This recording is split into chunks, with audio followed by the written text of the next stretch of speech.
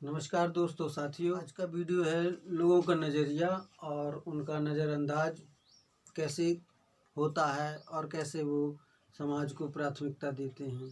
साथियों, कुछ नियमों का पालन जानबूझकर नहीं किया जाता है।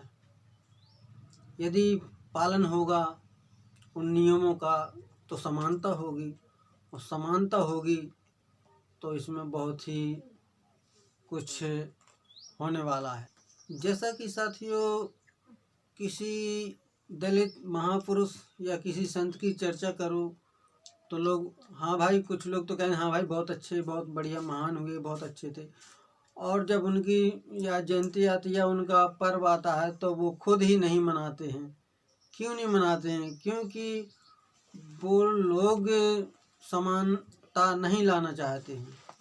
साथियों, समानता इसलिए नहीं कुछ लोग लाना चाहते हैं कि इसमें कुछ राजनीतिक महत्व हैं, राजनीति से जुड़े हो। राजनीति का मतलब है कि वो राज जो जनता से छुपाया जा सके या जो जनता को बताया ना जा सके, या उनकी जो नीयत है राज करने वालों की, उनकी नीयत का साफ ना होना ही राजनीति का शब्दार्थ लोग समझते हैं। मैं बस नहीं जानता हूँ राजनीति का कारण। साथियों, राजनीति के लिए मैंने कुछ चंद बातें लिखी हैं कि समानता क्यों नहीं जरूरी है। क्योंकि लोग जानबूझकर ही कुछ नियमों को नहीं मानना चाहते हैं, जिससे हमारी चमक धमक और राजनीति हमेशा के लिए बनी रहे या तत्पर रहे।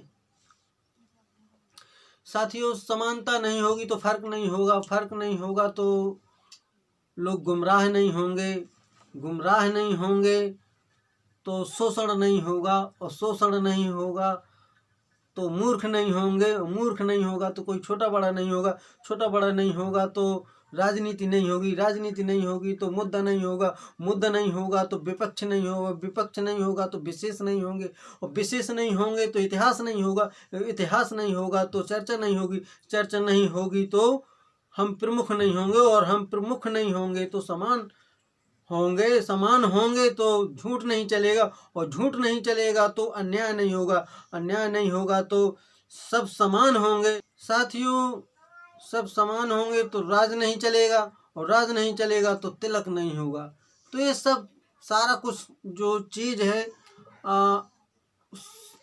जो सपोर्ट नहीं है, मतलब जो पूर्ण रूप से उसका सपोर्ट नहीं किया जाता है जो सही बातों का, उसका बस एक ही कारण है कि हमारी प्राथमिकता नहीं होगी, हमारा राज तिलक नहीं होगा। और जब हमारा राज तिलक, बस राज तिलक के लिए समझो ये सारी विशेष चीज़ें हैं जो पूर्ण रूप से नहीं होता है। साथियों, मैंने देखा कि बाबा साहब ने इतना भारत का संविधान लिखा, कहा है, काफ़ी वर्ष बीत जाने के बाद भी आज भी बाबा साहब ने जिन बातों को, मतलब जिन बातों को ख़त्म कर दिया था बहुत साल पहले, आज भी उन्हीं बातों को माना जा रहा है और लोग मानते हैं।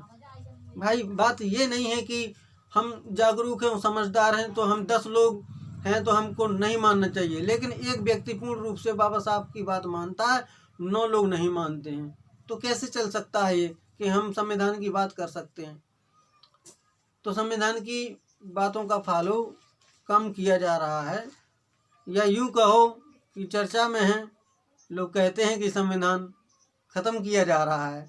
राजनीति में जो लोग कुछ नियमों का पालन नहीं करते हैं उनको दंडित भी नहीं किया जा सकता है, क्योंकि उनके पीछे बड़े बड़े राजनेताओं का हाथ होता है और वही लोग सपोर्ट करते हैं। तो राजनीति में या समानता के लिए या एक न्याय व्यवस्था के लिए और लोग जो पढ़े लिखे हैं, जो शिक्षित हैं, वो डरते हैं सिर्फ मूर्खों से।